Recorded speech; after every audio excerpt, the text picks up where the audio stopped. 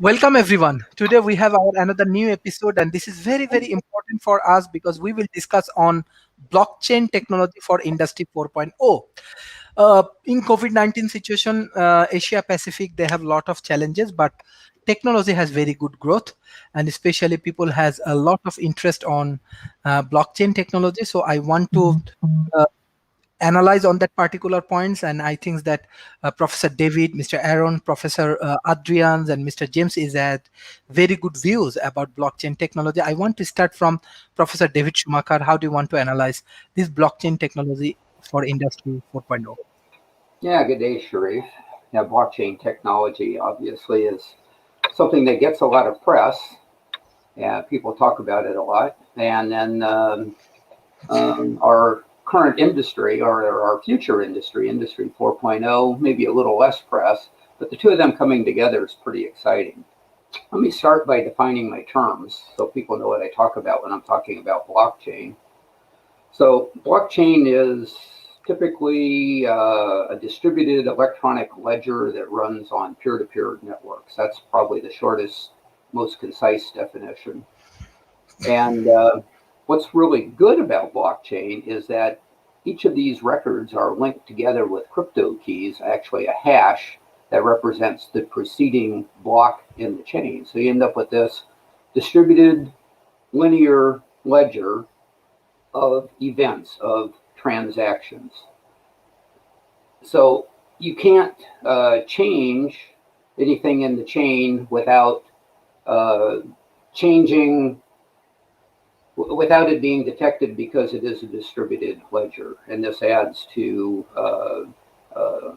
security, transparency, traceability of transactions. And that's why there is so much more trust in this. It's not just the crypto mechanisms that are involved, but it's the whole design, no centralized hub, and the way that the chain, the blocks in the chain are linked together. So this provides a level of data security that we've not seen before. A country that I like to talk about has been using blockchain in their governance, in their governmental systems now for a number of years, and that's Estonia. I've talked about that on your program before, because they've put all of their government services on the internet available to their people. They can vote, they can pay their water bill, they can pay their taxes, and everything directly online. They designed the system from the ground up. And blockchain, a particular type called keyless signature infrastructure, they use so that they can make transactions and maintain this high level of security. So there is a real world practical application for this outside of cryptocurrencies, which is what I think most people think of when they think of Bitcoin, because that really gets the most airplay in the media.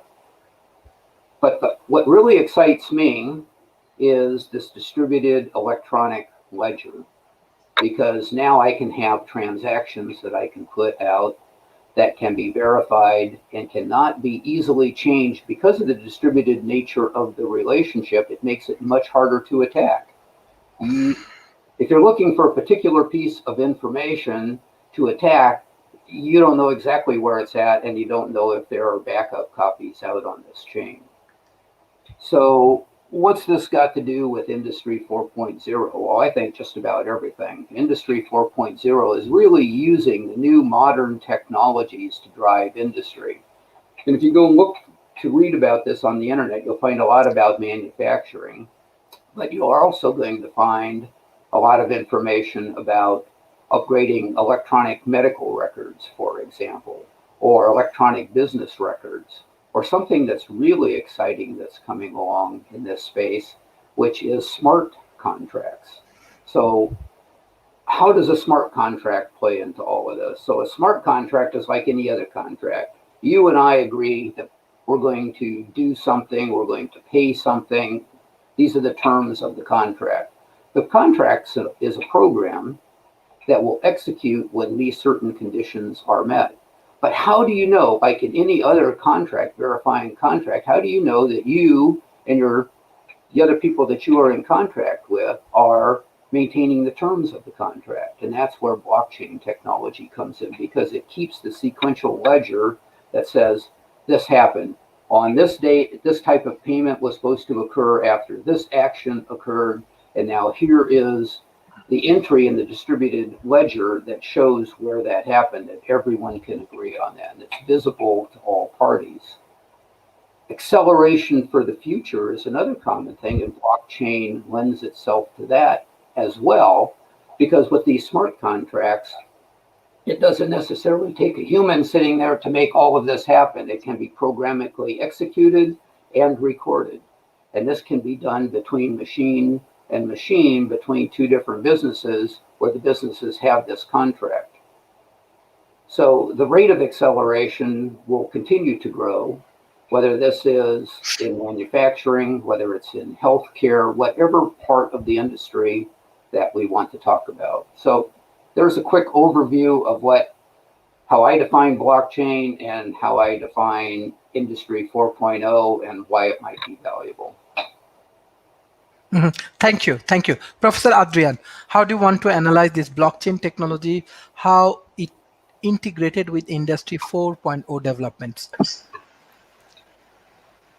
Well, for one thing, we should initially say is that cryptocurrency uses blockchain, but blockchain is like a separate technology. And with the Internet of Things, where we have distributed internet devices, which are connected to the internet, normally wirelessly, we're going to the stage where we have millions of devices connected to the internet. And even to take an example, you can track even things like food. For example, now if you buy a salmon, for example, fish, you don't know where did it come from. But with the internet and the Internet of Things, you can put a small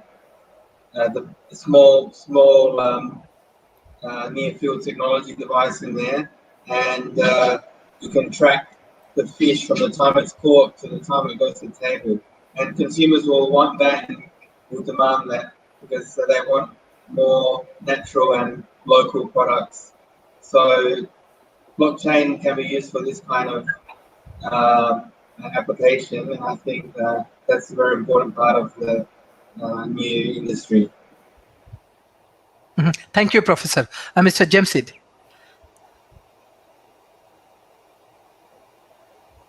Thank you, Sharif. Yes, I want to first say that my systems background predates the blockchain and Industry 4.0. But I would like to say that when I was, the computers that I was working on had only so much internal storage, and so a lot of data had to be stored externally.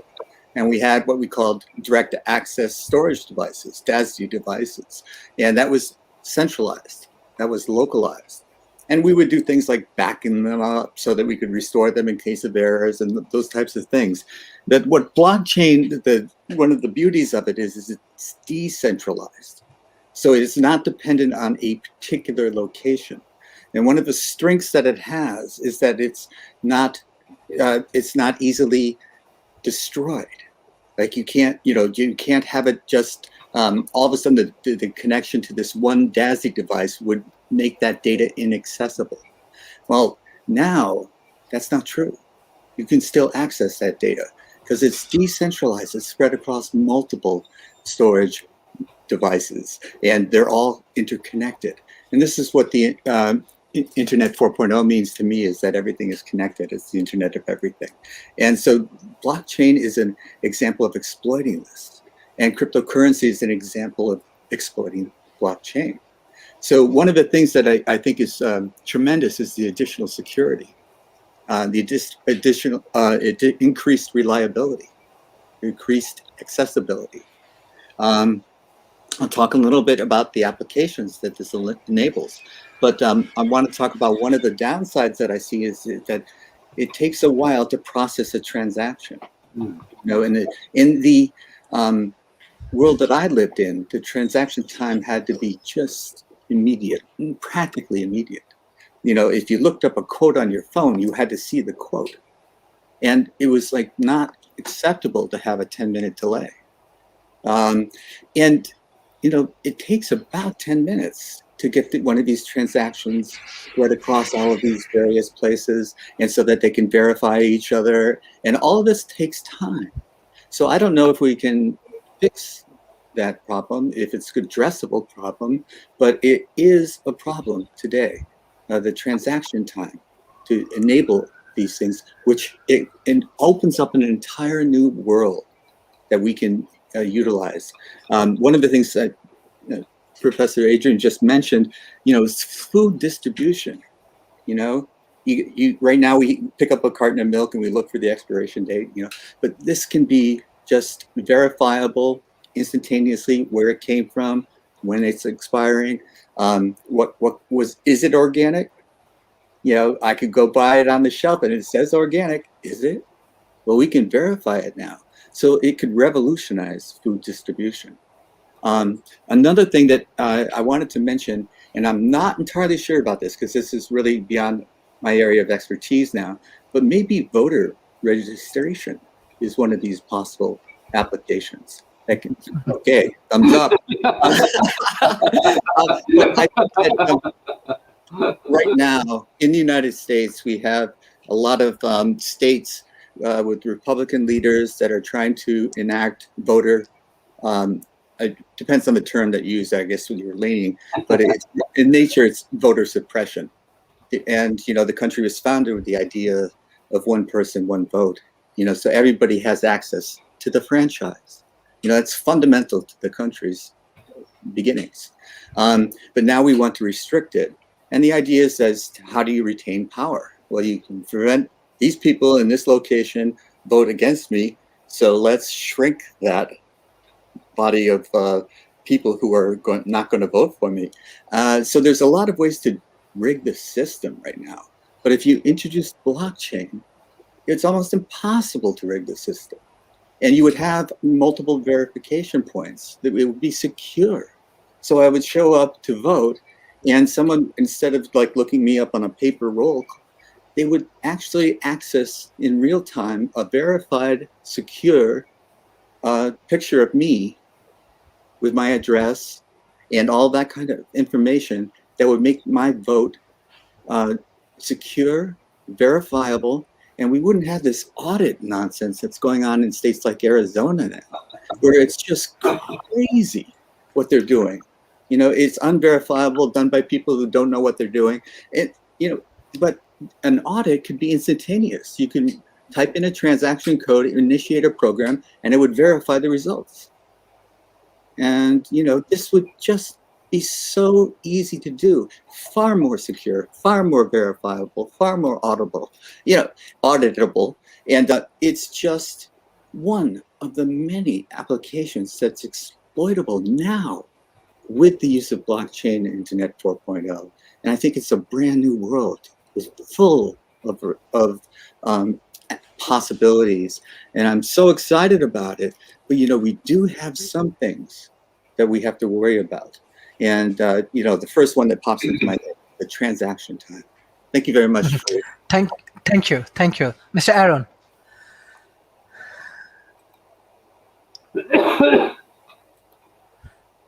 I just wanted to say, you know, wow, that was an incredible presentation by David. I think he did an incredible job of summing it up and hitting the nail on the head. You know, and I think James made some interesting points too. It kind of has me thinking, you know, that, you know, I think government should almost be obligated to base most of their processes in blockchain, you know, now that this technology is available, because it stifles corruption on a fundamental level. I think that's incredible. You know, and from a business perspective, blockchain is basically glorified bookkeeping in terms of how it applies to the average businessman. But if you are a businessman, or if you are an organizer of events or something like that, even if you're a wedding planner, Blockchain has powerful, implications that'll make your life and everybody's life a whole heck of a lot easier. One of the biggest problems with the information age is people have asked, what if there's a crash to the computer system and all this data is lost? That would set us back, 1,000 years or so, hypothetically.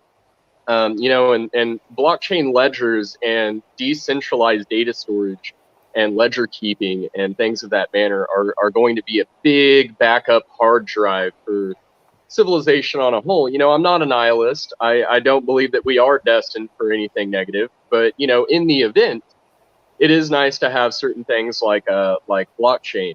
Now, on an industry perspective, you have the ability to have smart machines all communicating with each other, with failure records that are assessed by AIs in real time and maybe even able to be repaired in real time.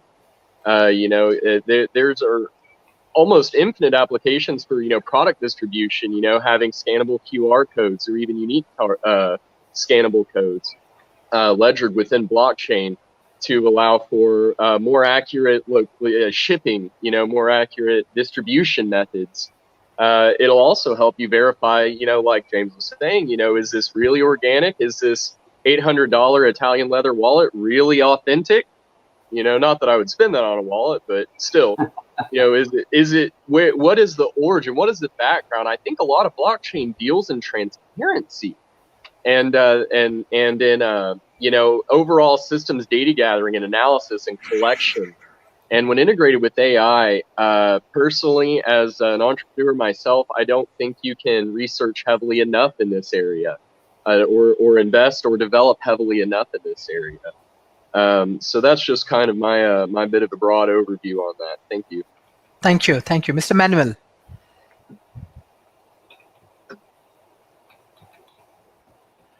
Sure. Thank you for the invitation.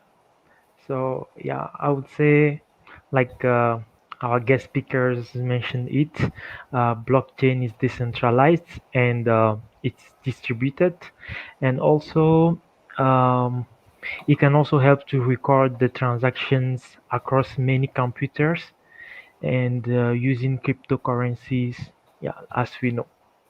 So the points that I would like to add is the the independence, like the way people can verify their transaction, can do their own audit independently, which is and also the way it's relatively inexpensive, and also the infrastructure and the networking technologies that are required, and the data and the different applications.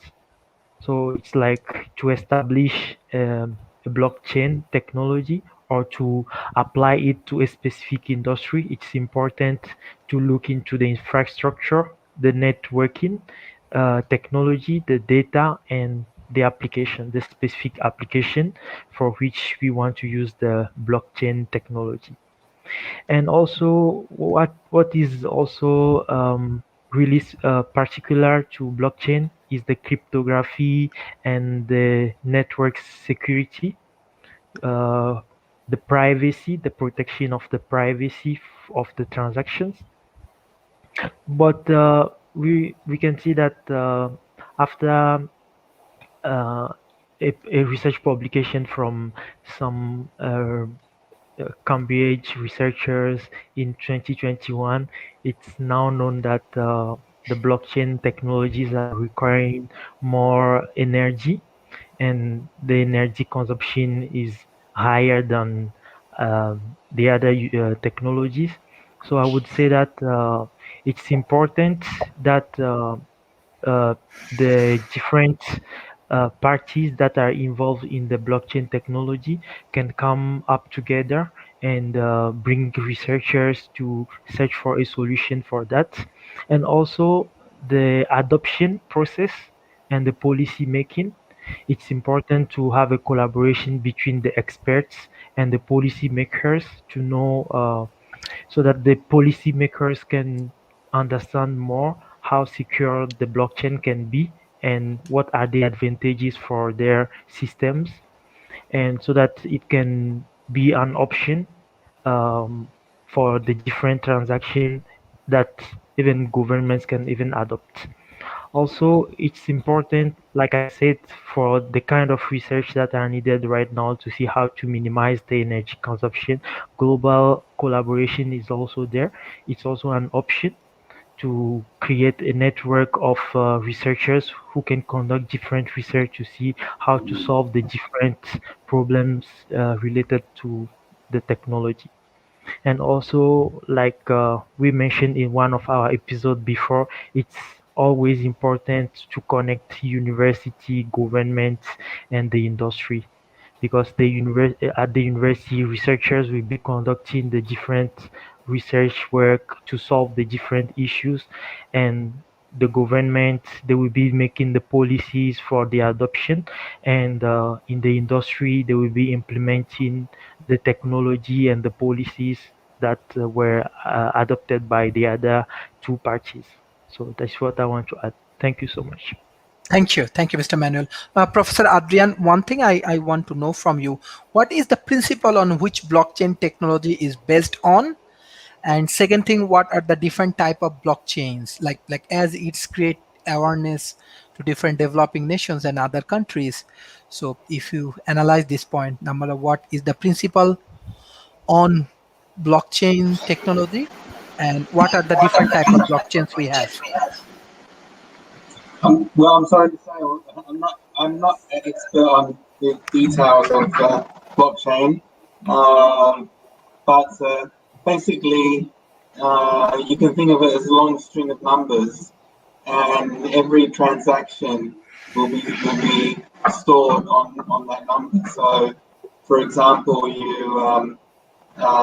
if some transaction occurs or something occurs, it'll be added to the ledger. So you have a fully open way to verify, fully open way to verify some transaction. So I don't want to talk about cryptocurrency because, like I said, this is one example that everyone thinks about that with blockchain. But let's go back to the what James said about the organic. Let's say you buy some potatoes and you want they say organic, but you don't right now 100% you can't be sure, right? So with the blockchain you could trace the organic potato right back to the farm, and you could also see where did it go, where did it transport, how long it's been stored in the warehouse. Sometimes uh, I think I heard that sometimes oranges you buy in the supermarket actually been stored for six months. They're not very fresh.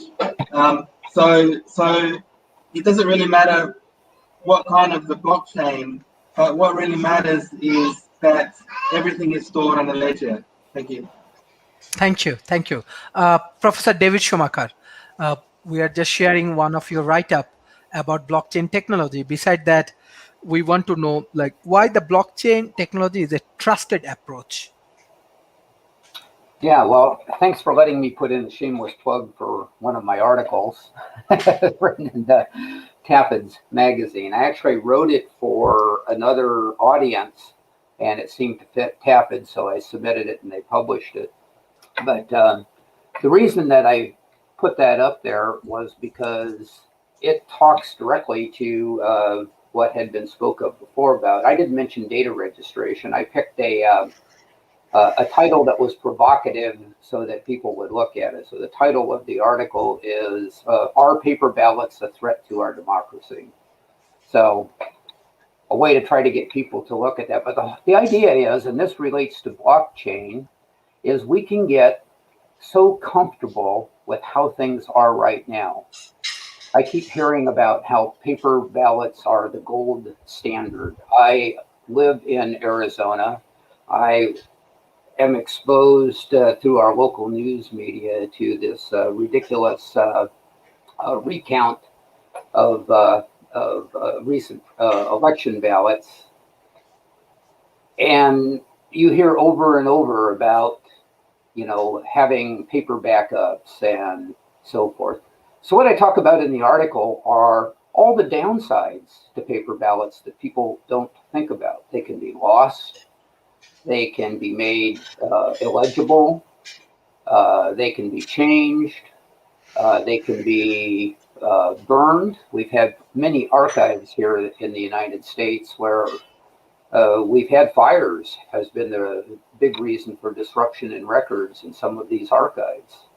So there's many downsides to that, but the point of the article really is all about being so comfortable with the present, we overlook its shortcomings and we don't then look to the future without focusing more on the future shortcomings, and that's a reason to stay stuck where we're at. So that's the danger that I really talk about in the article. So I really applaud James, thank you, because of him bringing up voter registration, because that's another very good example. We're so comfortable with how it is now, it makes it hard to change going into the future. I think that is more true in government settings than it is in industry settings. I believe it was Manuel that talked about public policy and why this is important. And that's one of the reasons that I participate with the Transhumanist Party. And then we have a subversion of that here in Arizona where we have our own local chapter in Arizona. And we talk to people that are in office. We talk to people that are running for office. We talk to people that will finance those that wish to do those things. And we talk to them about these technologies and try to explain that, to have a conversation much like what we're having today. And some of those conversations revolve around blockchain itself and why moving from the old data set, I have a systems background too, James. So I remember network attached storage, I'm in, and all the storage systems that we would use. But as a systems engineer, you get comfortable bringing in the new. You analyze what the new capabilities are, what the downsides are on those. You have this ledger in your mind and in your business case that you present if somebody else is funding this, or why it makes more sense to go forward than it does to stay where you're at. If we need to do this in government as well as business. But our discussion today is on industry. So why is industry doing this? As I looked around just to refresh my memory before this, I now see not researchers talking about blockchain technology, not just governments that are really on the cutting edge like Estonia, but now I'm seeing large corporations. I read a number of papers recently by IBM on blockchain, and they're not talking about the distant future. They're talking about how this should be in your 5-year plan, how this should be in your next life cycle plan for your data centers. So this is something that's coming because it makes sense. The advantages outweigh the disadvantages, and there are both. But the big advantage is, I think, what you asked about, Sharif, which has to do with why the trust. And as mentioned before, the trust is really in a few different places. Number one, it's a decentralized system, making it much less vulnerable to attack. It is a distributed system that's not centralized. So not only is there no central hub to attack, but the chain that's built into this distributed ledger has a memory of the previous block, which has a memory of the previous block. So to be able to go through and to alter something means that you have to somehow change this memory, and then you also have to change it wherever it's been distributed to on top of that. So is it perfect? I don't know. I think the pursuit of perfection is nice, but being obsessed with it and not moving forward is dangerous. But as I said earlier, let's look rationally at what the upsides and downsides are of moving forward, but then let's also look rationally at the upsides and downsides of staying where we're at. We're seeing a lot of movement in this economically in the industry, and I believe that through people being involved with industry and government, they will see that. But it's also good for people like us to be able to go out and talk to policy leaders, public policy leaders, to make sure that they move forward as well. Thank you, Mr. James. Thank you, Sharif. Yeah, I want to add that this technology, has pluses and minuses, and as Professor David was saying, you don't want the perfect become the enemy of the very good. So this is a very good thing, and I want to echo again.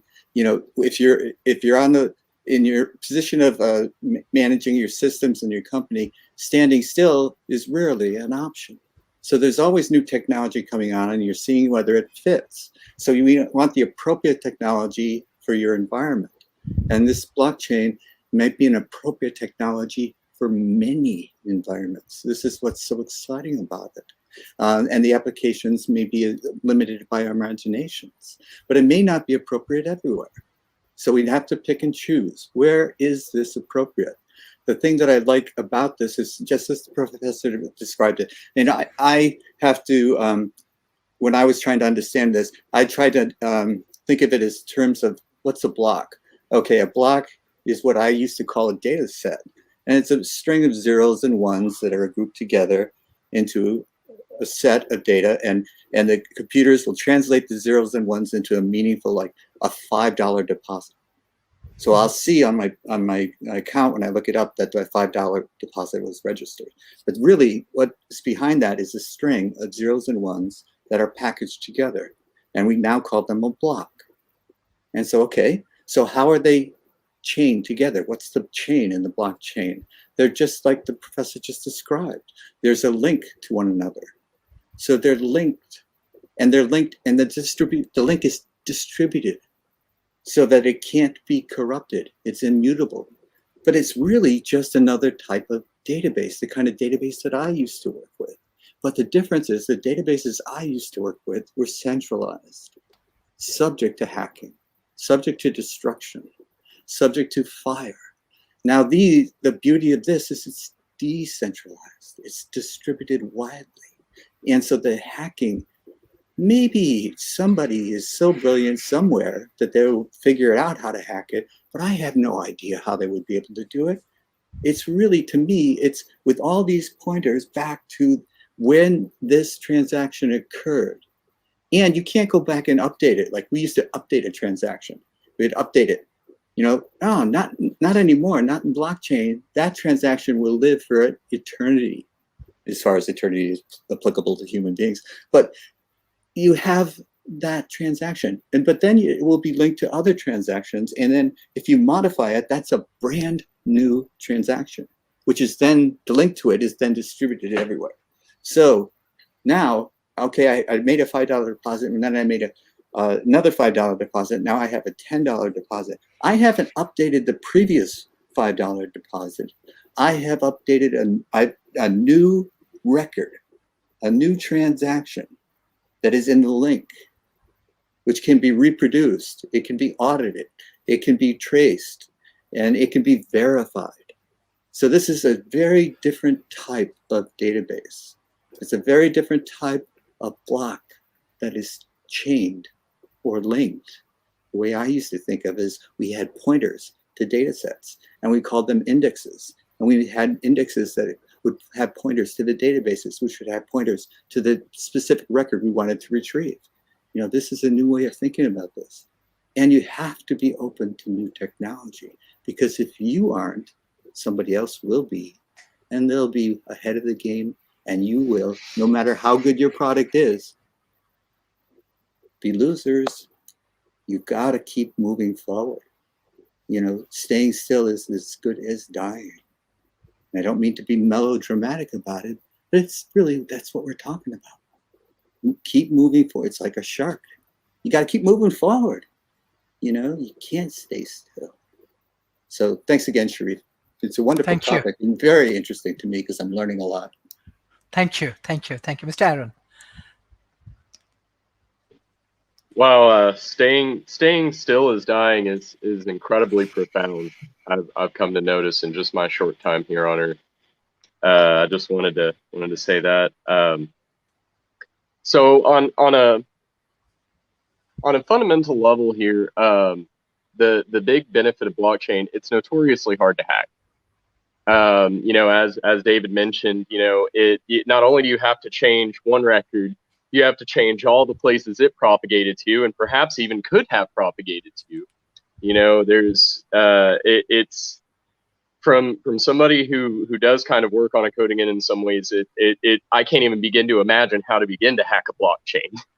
It is just such a multi-headed beast. It's insane. But at the same time, though, this does also protect privacy. I just can't stress enough the importance of the transparency allowed by blockchain procedures, as undertaken by governments, as undertaken by private investors, and having sort of this system of systems of these ledgers and these accountability profiles coming together, I think is one of the things that's already kind of starting to lead us in a good direction.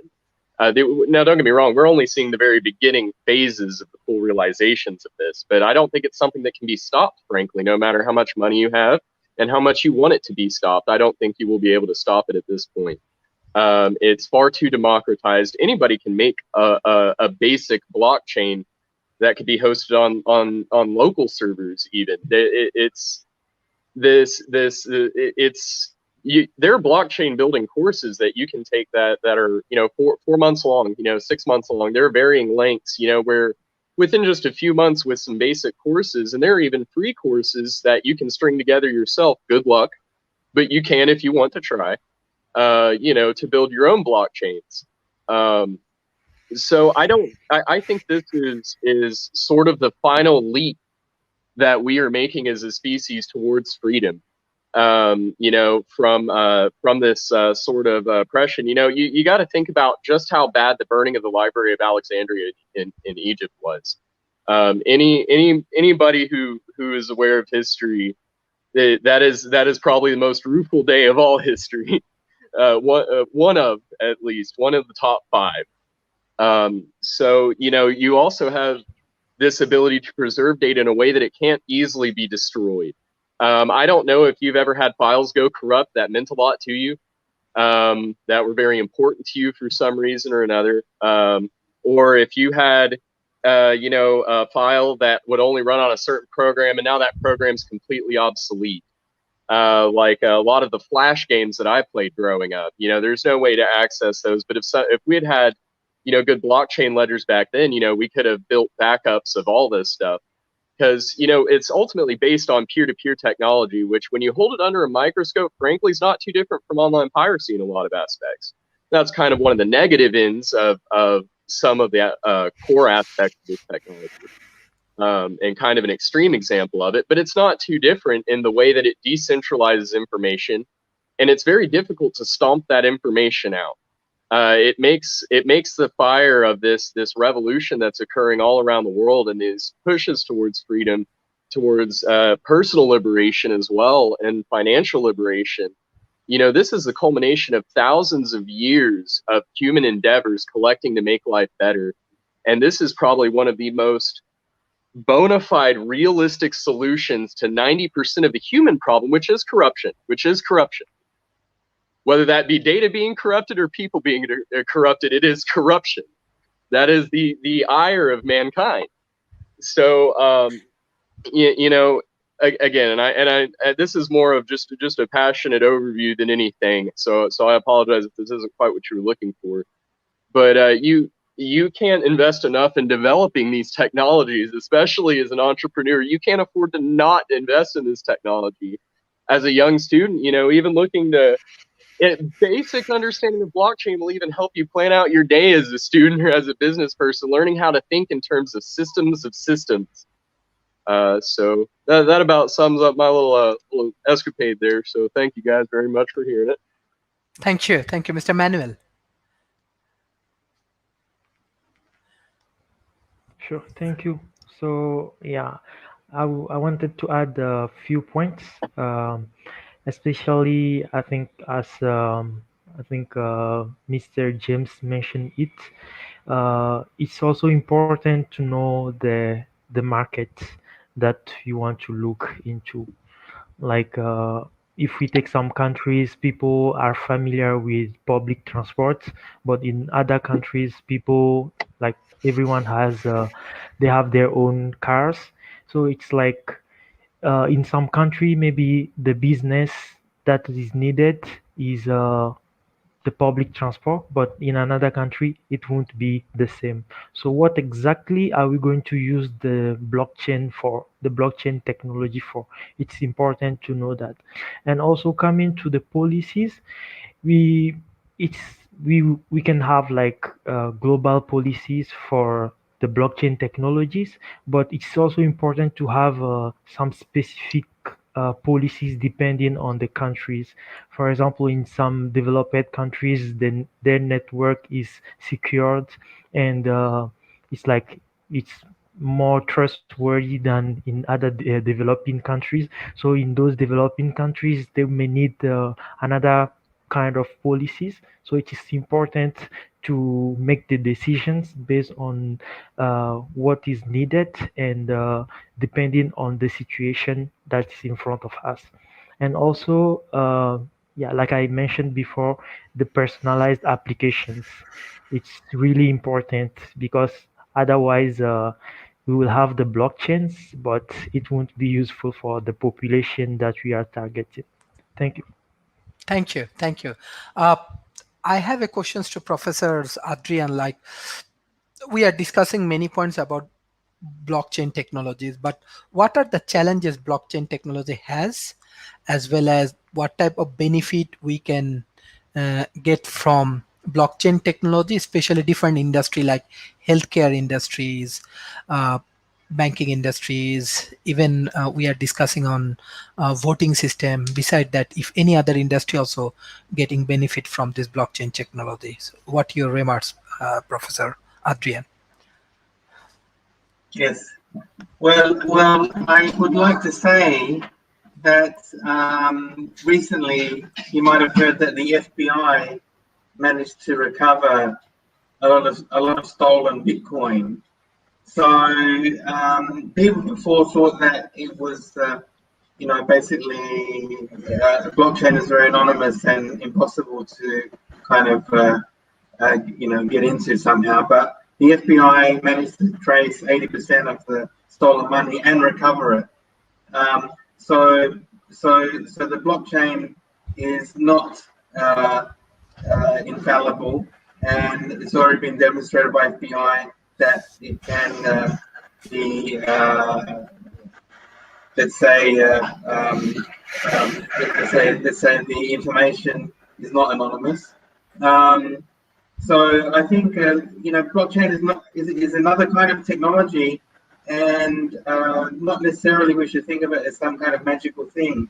I mean, at the root of it, it's a kind of you know it's if you really want to go back to the basics, it's basically like the old ledger systems that accountants used to do, right? They used to have ledgers, and basically blockchain is just a very sophisticated computer type ledger system.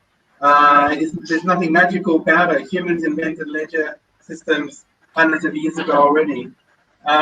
So it's not saying anything. It's a great technology, but there'll be other technologies invented which may be better. And I would like to say a warning: don't maybe these cryptocurrencies may be very dangerous to get into because people buy into the hype of blockchain, etc., etc., etc. But actual value might be zero of these cryptocurrencies. So it's a great technology, but I would take it as like any other technology. It's got positive and maybe it's got negative as well. And there will be more. Someone will come up with something better, probably sooner or later as well. But it's a very good way to uh, to trace transactions. I'm not sure whether banks would want to use it because it's open, right? I mean, what bank would want all of the transactions to be open? I think no bank wants that at all. So, as you know, banks are very, very, very anti cryptocurrency, and they're quite anti blockchain, I think, because it doesn't really have that anonymous aspect. And FBI proved it just last week, I think. Thank you. Professor David Schumacher. Yeah, very interesting comments. Thank you very much. One thing I want to make clear about the FBI is that, from what I've read, that it didn't break any cryptographic systems in cryptocurrency. So cryptocurrency, if you've ever used it, and I have a little bit, is that, Sharif, if I want to send you money via cryptocurrency, I have to have a destination to send that to. That destination is going to be tied to your crypto wallet. That's where you keep your money. And it's going to have an originating source, which is my crypto wallet. So those have to be known for me to be able to send money to you.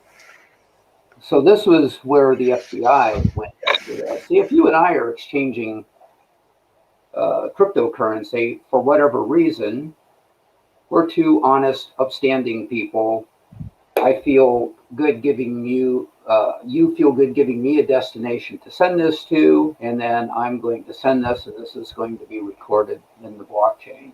So this was where the FBI, from my understanding, went after that money. Because when I first heard some of the news reports about it, I don't think the news reporters or the editors for the story really understood it very well, and it made it sound like there was some big hack, but that was not the case. In this country, there have been many issues fought over putting in backdoors into electronic systems so that police agencies like the FBI can do their legitimate job. And then on the other side of that is being able to have privacy. And this has gone everywhere from smartphones to other transaction systems. So I don't think that it comes back down to public policy, making sure that we don't put any of these backdoors in for police agencies, but give police agencies what they need to be able to go after criminal activity. It's not an easy subject or an easy topic, but I think that it was worth just expanding on a little bit here as far as how, at least in my understanding, how the FBI went after that money. And that puts other people with illegal uses on notice that they too can be found. So I like the fact that the story went out from that standpoint. It says that you may have a false sense of comfort in using this technology, but realize that we still have to see where it came from and where it went to. Now, on a more positive note, talking about downsides, I think that was the first part of your question. What are the challenges? Elon Musk has been in the news lately, like he always is. And one of his big things is that Tesla is not going to accept Bitcoin any longer. That was the initial news story. So in typical Elon style, big splash, something that went out through all the press, has depressed the price of Bitcoin. I don't think it's going to stay depressed. Actually, Elon has now come back and said, well, you know, what I was really talking about is that Bitcoin, the blockchain ledger that we're talking about today, is very energy intensive. It uses a lot of energy. Because it is a distributed system, you've got multiple places doing the same thing. That's good from a security aspect, but it takes more power to do that. And he says, well, that was my reason for not wanting to accept Bitcoin. Now he says, well, you know, he's backtracking from that. His latest that I read is, well, we'll start accepting cryptocurrencies again when they are more green. So I think this is his way because of recognizing probably what people told him is that some of the leaders in green energy production has been driven from the blockchain community. And why is that? Well, it's self-serving on their part. If I was doing blockchain mining at this point, that's the process of solving these equations to prove that this transaction had occurred. That's the incentive. They get paid for doing that.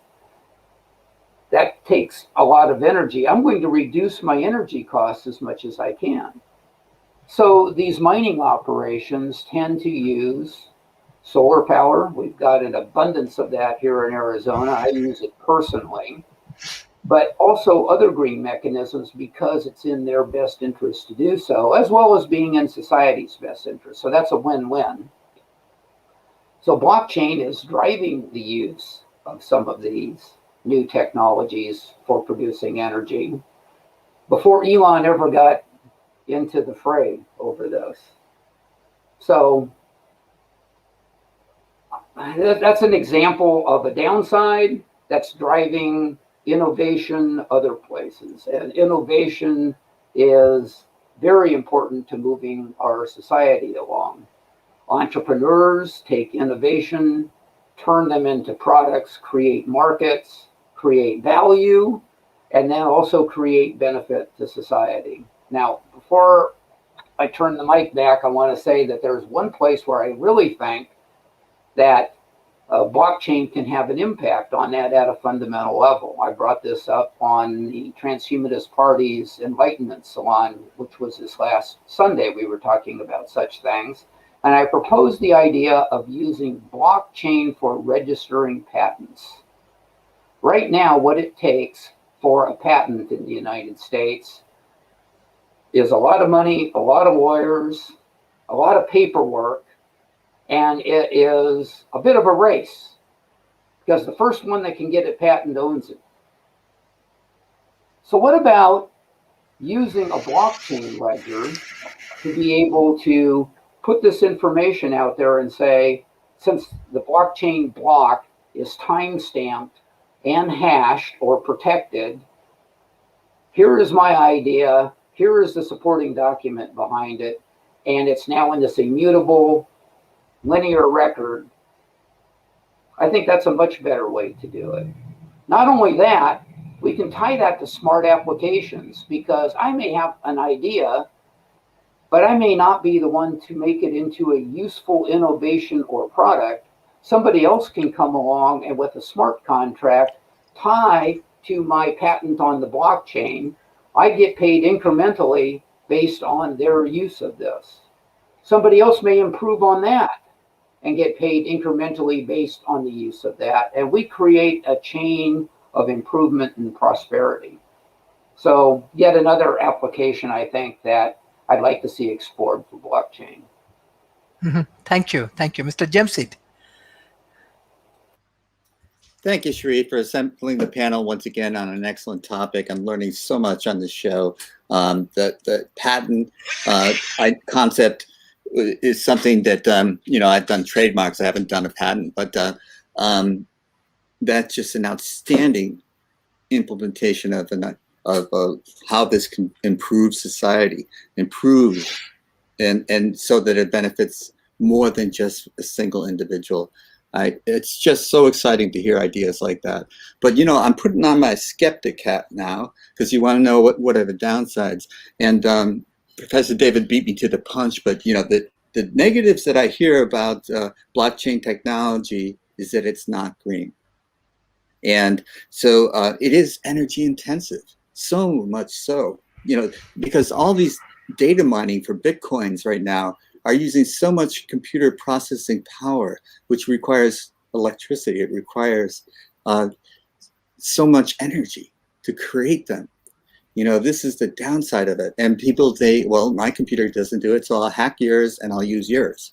And, so all of this very negative consequences of this Bitcoin data mining, and but then okay, it's a problem. So what about thinking about a solution? Why don't we tie them to solar panels so that the energy is provided by the sun?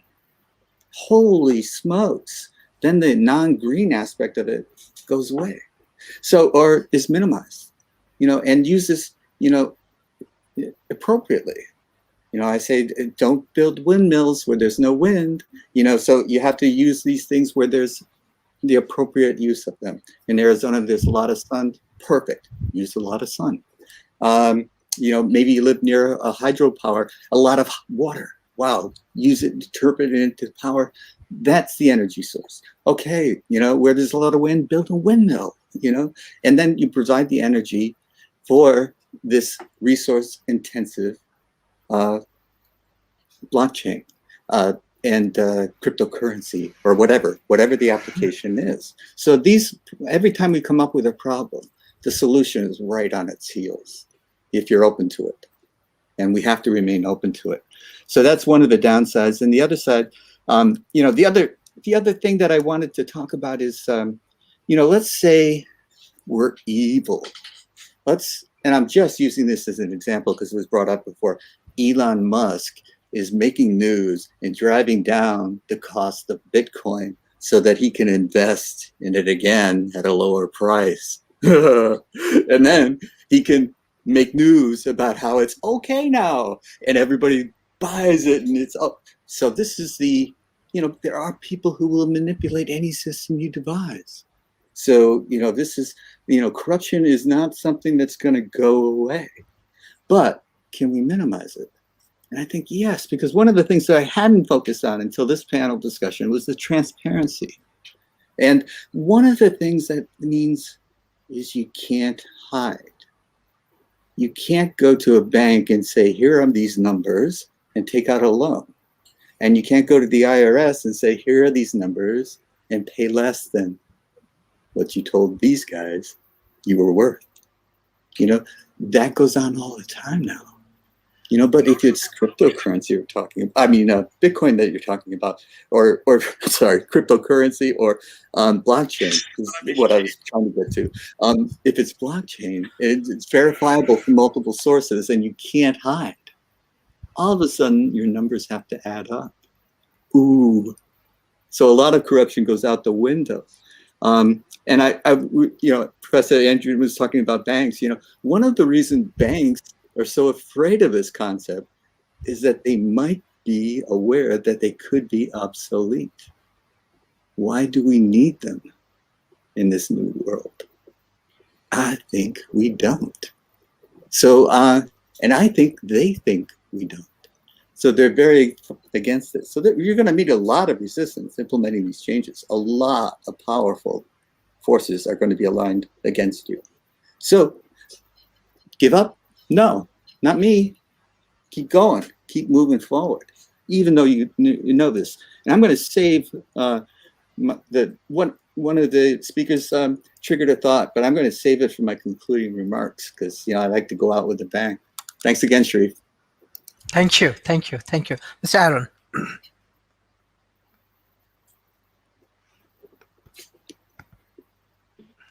Yeah, Elon definitely bought your panic sell. I think that there's a lot of masked motive, perhaps, but that much is very clear that he bought your panic sell. So, do whatever you want with that information. So the two biggest challenges that I see are implementation and adoption, and those are severely limited by mining and mining practices. But mining has evolved as blockchains evolved. Mining has evolved as well. There are a lot of incredible, I guess you could call it, I don't know what the proper word is, but like host mining, where, you can, or cloud mining. Now this is probably not as efficient as some of the ideas I've heard about embedded mining in smart devices and technologies to contribute to, an individual company's blockchain on their basis, maybe not on a cryptocurrency level. I tend to not think about blockchain in terms of cryptocurrency mostly.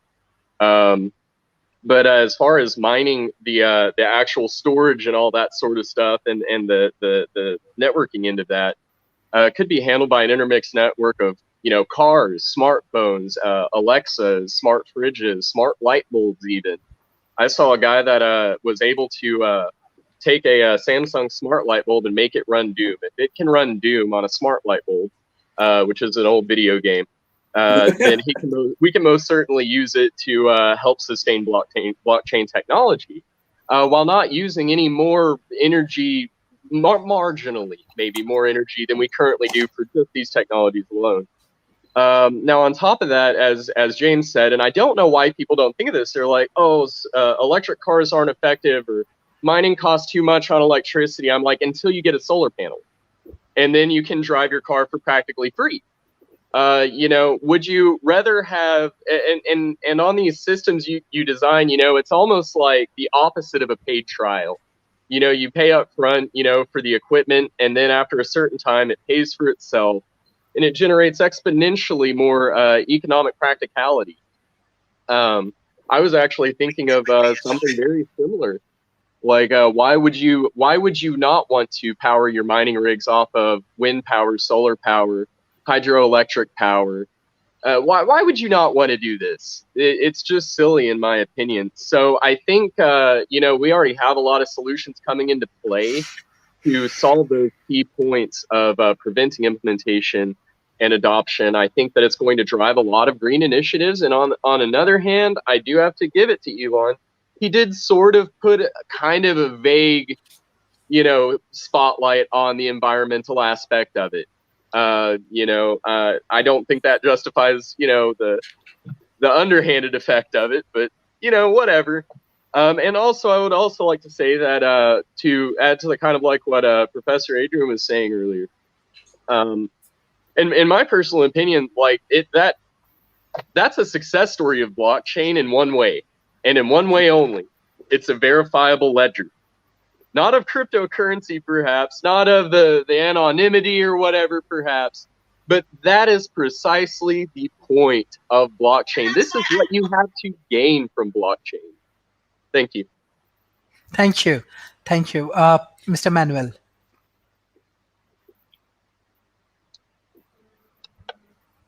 Sure. So Yes.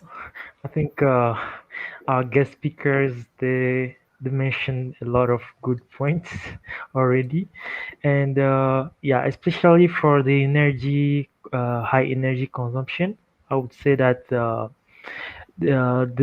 problem is that some of the green energy technologies they they cannot provide enough energy as the other type of energy technologies that we use. But this is not a reason to not implement them, but it's a reason to start maybe trying to improve those technologies so that they can be used for blockchain. And I really like the idea about using blockchain for patents. It's really yeah a great idea because we can see that in developed countries it's quite even if the process is long, it's quite easier to go for patent if we compare it with the process in developing countries, because in some developing countries people don't really know about patents. They don't know how to go for it, and sometimes it's expensive if their research is not sponsored by a private company or a government, then they cannot go for those patents. So I think blockchain can be a good solution for that and help people to innovate, to be excited, to be motivated to innovate, and we can see more startups coming in uh, due to the fact that the blockchain can easier the process of getting their patents. And what I would like to add also is the point of transparency, like Mr. James mentioned it. It's really important because um, blockchain can be a solution for corruption, but corruption can always come back to blockchain. So it's important to know how yeah, how to keep the blockchain technology as transparent as possible. Thank you. Thank you. Thank you. I directly want to go for the concluding remarks for today. Before that, I want to share with everyone, just share our content as much as possible. We are trying to develop knowledge-based communities, and this is our 304th episode. Hopefully, we want to arrange more session like this, and by this way, uh, we will hope that we can engage with more interesting communities, and they can understand about different science, engineering, and technology, which will be helpful for different developing nations as well. Professor Adrian, what's your concluding remarks for today? Well, it was a great session. I learned a lot from everybody, and I think I want to brief everyone about the energy aspect. Actually, almost all of Bitcoin is mined in China now, and China's Chinese government trying to crack down on that. And one of the reasons because of the massive amount of electricity required. It's just not feasible to do it in most countries, and a lot of it is done in China, and even China's trying to stop it now, mining the Bitcoin. So, but there is new methods coming out, which I think are more energy efficient for other different kinds of blockchain technology. But that is a very, very important point. That when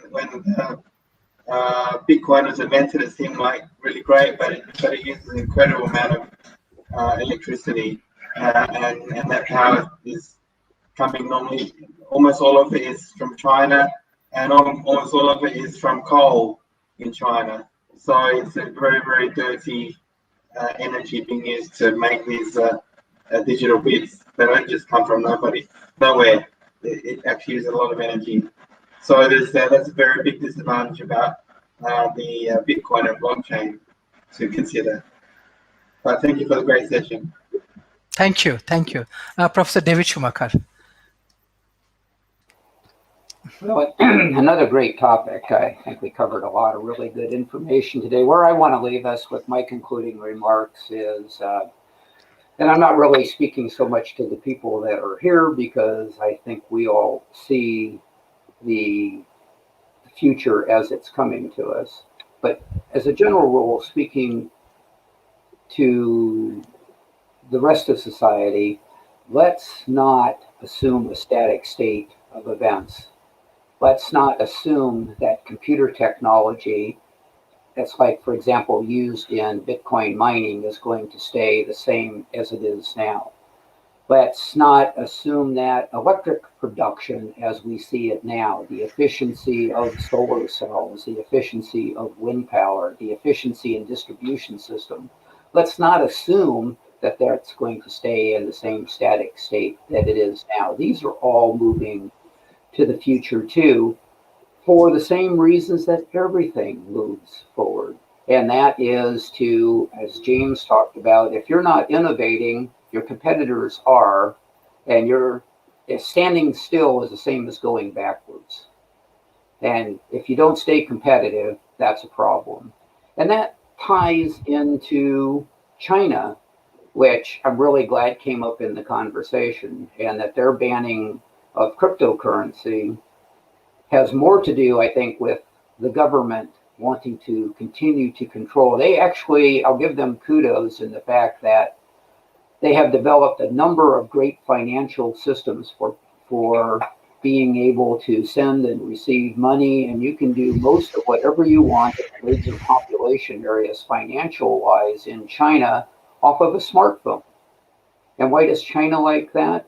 Because they do have those back doors. They do have the way to control and to monitor, which they can with those systems, but they can't with Bitcoin. So here's how I tie this into the reminder of not keeping things static. China at some point is going to have to adopt something like a blockchain system for financial transactions and other things to stay competitive with the world, because it's not just companies that have to continue to innovate, it's countries as well, it's whole market sectors as well. So what does that mean for China? I don't know. You know, they have their own separate internet. They now want to have their own separate financial system. They're building the Great Wall of China to keep their people in, while the democracies in the world hopefully are tearing down walls, want to be more inclusive, want to be more distributive, and yes, maybe even to be a little less centralized. But things take time, as Sharif, you pointed out earlier. So I see a very bright future in all of this. Let's just not get stuck in the thought of things will always be the way they are now. Thank you, Professor David Schumacher. Mr. James, what's your concluding remarks today? Thank you, Sharif. As always, I've learned a great deal, and it's been a fascinating topic.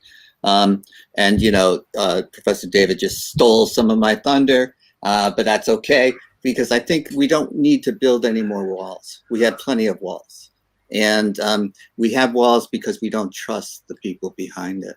So we have had a breakdown of trust in our society too. But no, man, we've got enough walls. We've got to start tearing them down and building bridges.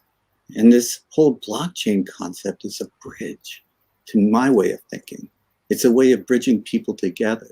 It doesn't matter what country you're from. It doesn't matter what language you speak. So this is so exciting. This is exactly where I'm oriented towards the future. I think we're evolving.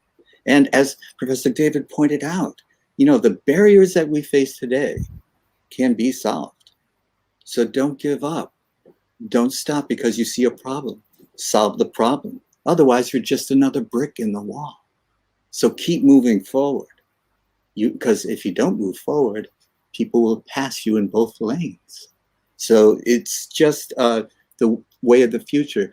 And I'm going to talk about a couple of things that a Republican president said that was so inspirational. I'm talking about President Reagan. It was one of the most moving times in my life when I heard him say, "Mr. Gorbachev, tear down that wall." I was so proud. I was so proud at that moment in time. And now, we're faced with people advocating building of walls. So depressing, so discouraging. But will it stop me? No. I'm going to keep going. Because one of the things I liked about President Reagan was he was a great communicator. He was not really an educated man. I didn't agree with most of his policies. And I just don't think he was all that wise. But man, he authentically believed what he was saying, and he communicated that. So that tear down that wall had power behind it. Now, we also have people who believe what they're saying, and they're not quite as authentic, because they might be saying the exact opposite thing tomorrow. We call people like that pathological liars, because they believe what they're saying, even if they're saying this different things on different days. So, be careful who you trust, and be careful who you put your, like you say, I'll give you my crypto wallet if I trust you. So we have to work on trust. And the other thing that President Reagan said, and this will be my concluding remark, well, maybe from the day, is he said, trust but verify. And this is the thing that blockchain does. We have to establish trust, but we also have to verify that, yeah, it's where I sent the money, got there. And it wasn't partially gotten there. It was completely gotten there, because it didn't get siphoned off at this stage and that stage and this stage, and then 4/5 of what I sent got there. Oh, no, we got to verify this. The technology is in place, and if it's not in place, we will develop it. This is the other thing that I want to conclude. That's the last thing I'll say. Goodbye. And thanks again. Thank you, Mr. Manuel. Okay, sure. So, what I would like to add is the importance of having some financial researchers working on this technology. For example, a collaboration between government, universities, and industries, and on financial technology programs and research programs related to the blockchain. so that they can search for a solution for the different challenges that we discussed today. So that can be a plus. And thank you so much for the invitation. Thank you, Mr. Aaron. Yeah, so quantum computing is probably going to render a lot of the current uses of blockchain pretty much obsolete. That being said, it's not here yet.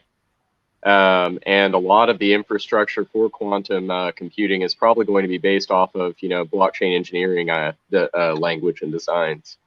So, and just in my thoughts of what I see kind of coming, perhaps.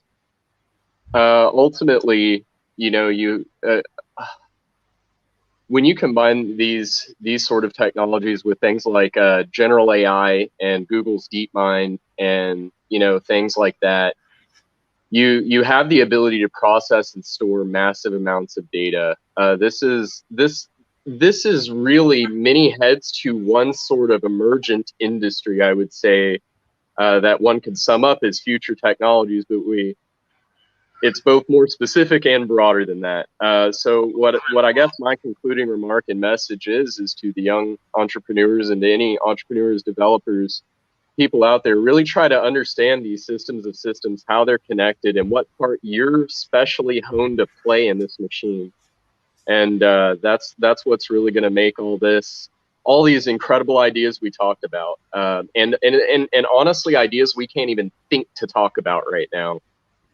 Amazing things. Nobody planned for the internet to happen, and all of the futuristic novels before the internet, nobody thought of that. So, the future always outdoes our expectations. So do our future leaders out there. I ask that you outdo my and our wildest expectations. Thank you. Thank you everyone for joining today's session. I'm sure this will be very good content for the youth community, for the startups, those who are growing right now, even for the policymaker, those who are making policy for their country, and even for the academician and corporations. So thank you, Professor Adrian, Professor David Schumacher, Mr. Aaron, Mr. James Id, and Mr. Manuel for your support for World Talent Economy Forum. Thank you everyone. Bye bye and take care. Bye.